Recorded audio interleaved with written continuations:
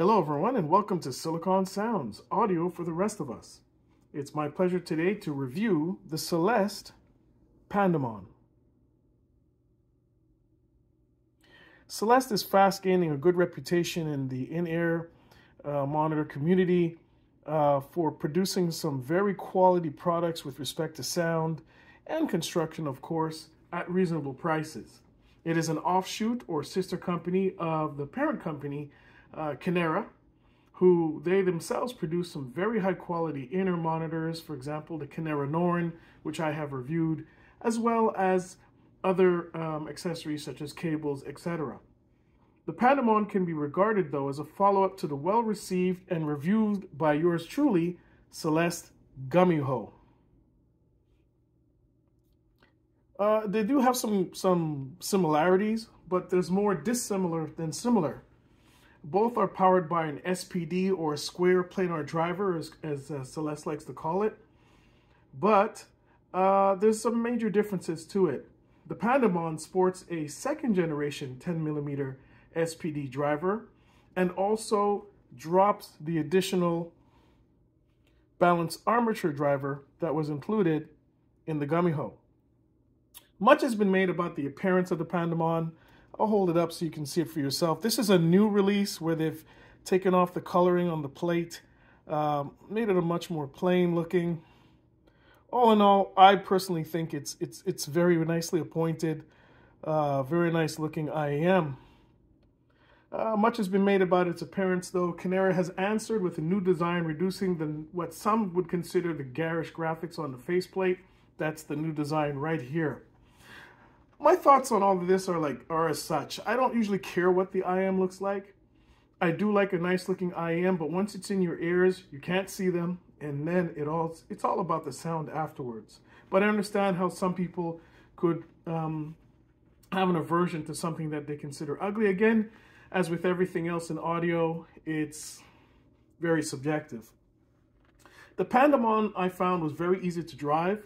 Nowhere near as easy, though, as a few of the balanced armature-based earphones I've been listening to of late, but not too difficult a task for most quality dongles on the market.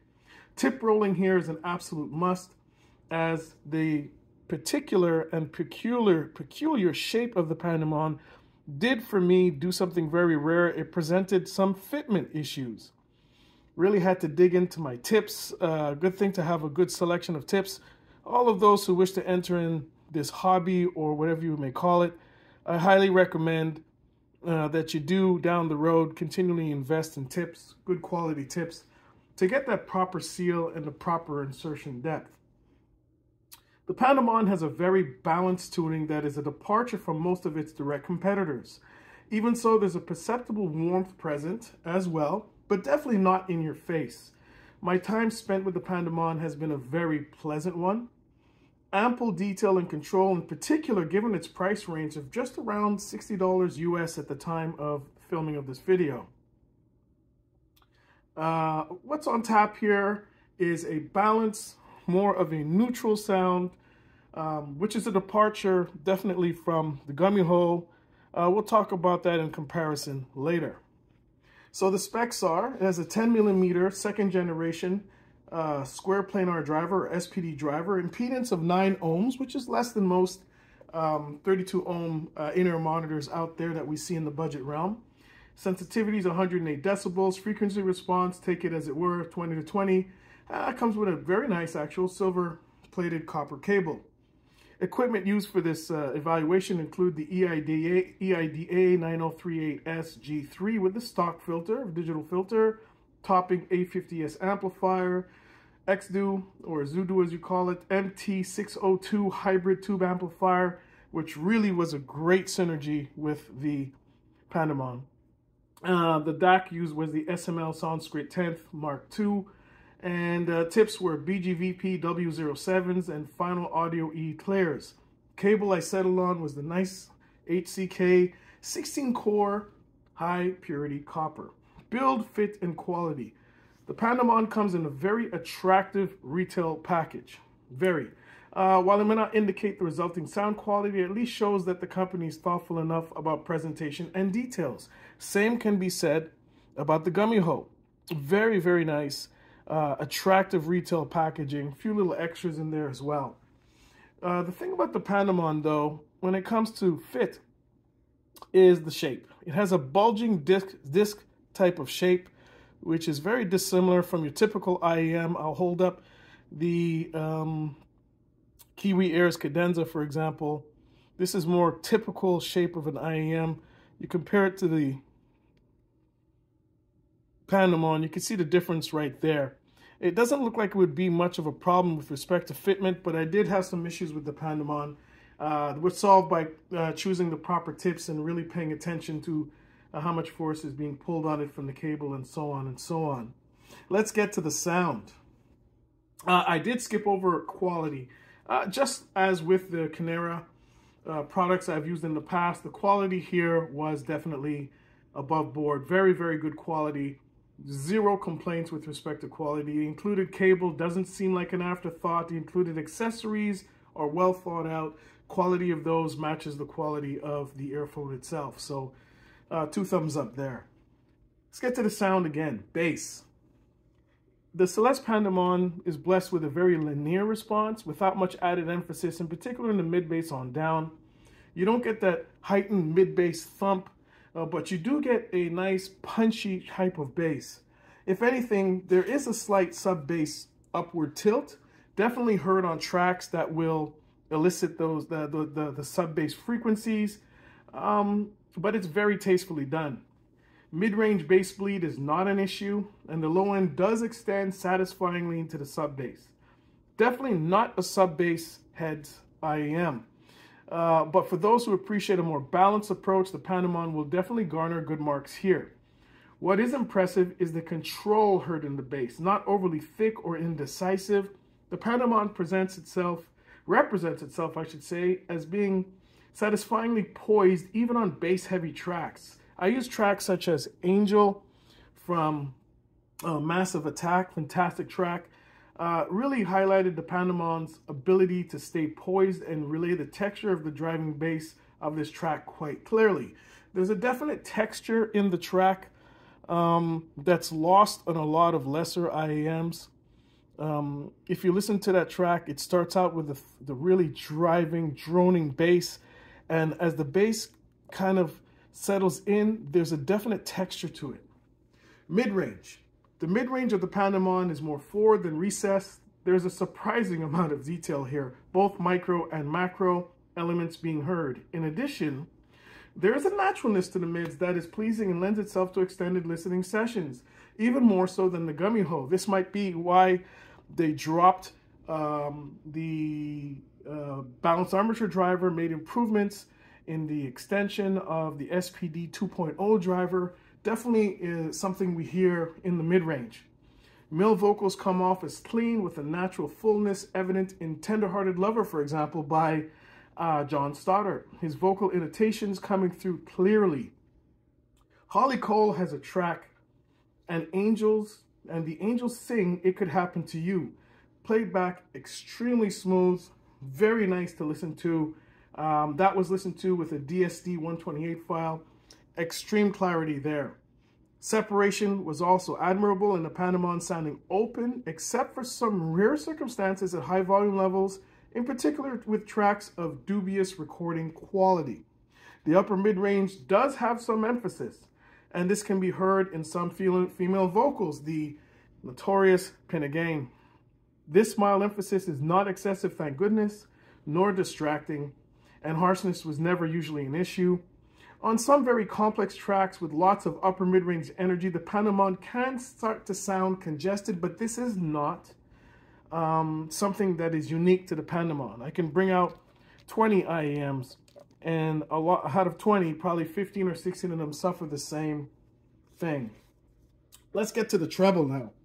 Treble is reasonably extended, with some roll-off at the very top, still with an adequate sense of sparkle and air if the track calls for it. There have been obvious improvements in the SPD driver as the Gumiho using the 1.0 driver was mated with balanced armature driver to extend that treble airiness, extend that. Taken away in the Pandamon does well without it. Detail retrieval here is admirable, if a little smoothed over. While the treble is not as prominent as that heard on the Gumiho, what stands out here is the greater control and lack of BA timbre. And I got to talk about timbre a little bit, because from top to bottom, the Pandamon actually has that over the Gumiho. It sounds just a touch more natural, I guess attesting to just them relying on the single SPD driver, and also its tuning, which is much more balanced. Versus this. Versus, let's go towards this direction, the Gumiho. Stablemates. What's the difference between the two? Well, the Gumiho has a more ballsy sound compared to the Pandamon, which is more balanced and poised, more of a V-shape prominence in the Gumiho. Really, it's about choosing your poison. I'd say they're both very good. Both offer good listening experiences, but are tuned sufficiently different that those who prefer either are really two separate camps. They don't sound the same. Here we have an emphasis on more balanced, if you will. If you directly compare it to the Gumiho, it may sound even more lean, but with respect to detail retrieval, just the quality of the sound, it doesn't really separate itself. It's actually very, very good. If you want a more ballsy, V-shape, thicker sound, the Gumiho will give you that. If you want a more balanced, even-keeled sound, very poised, the Pandamon will give that to you.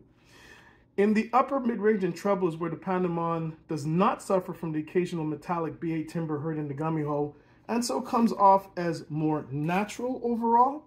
The mids, in particular, the lower mid-range of the Gumiho, though, are more fleshed out, in particular when it comes to male vocals. There's a little bit more, what I would call note weight present, more depth of the note weight, a thicker note weight, particularly heard on male vocals. Bass is where the Gumiho, at least with respect to power delivery, definitely has it over the Pandamon. The Pandamon is no slouch, but definitely not a bass head's love. Both are great performers. And as with the Gumiho, it really depends on what the listener prefers. If I was to say anything that they do share, it's just they could do with a little touch more of detail and texture in the bass. Very good for the price. Probably at close to or at the top of their in their price range with respect to that. I'd say the Pandamon actually has a touch better when it comes to detail and texture in the bass. Definitely more than a touch, actually, than the Gumiho. The Gumiho has when it comes to power, slam, and impact. Both are quite good. Let's talk about this one now. This one I'm doing off the top of my head. Kiwi Ears Cadenza versus the Pandamon. Once again, the Pandamon is a more even-keeled, neutral-ish kind of tuning versus the Cadenza, which again has a more ballsy sound.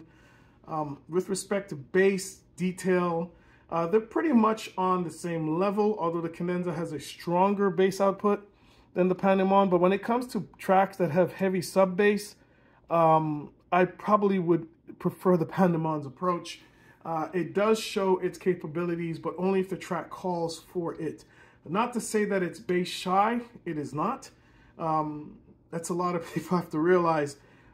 Bass shy sort of indicates that there's no bass. That's not the case here. If it's in the track, such as tracks like Angel from Massive Attack, Circumstance by Wayman Tisdale, they both sound exceptional and given their price and whatnot, but I would probably lean towards the presentation of the Pandamon over the Kiwi Ears Cadenza in that regard. With respect to mid-range, they're both slightly forward.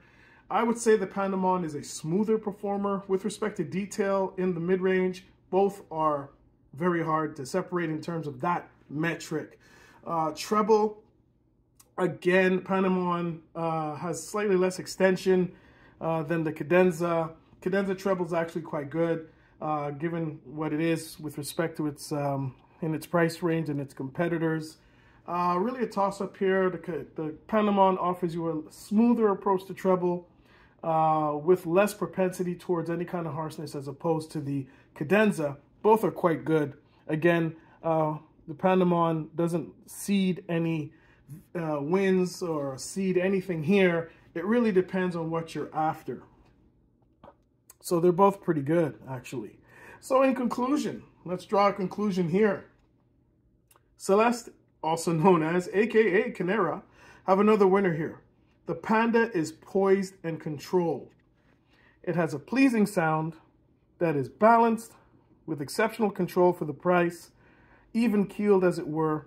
Those listeners who appreciate this type of balanced tuning with the added bonus of satisfying detail retrieval will find much to like in the Celeste Pandamon. I am one of those listeners who enjoy what it offers sonically. It is definitely gets a recommendation from Silicon Sounds for those who can appreciate its balanced, well-keeled, poised approach. Thanks again for watching this video. Keep an eye on us. Subscribe. Give us a thumbs up. And we hope to bring you more in the future. Once again, see you again soon from Silicon Sounds.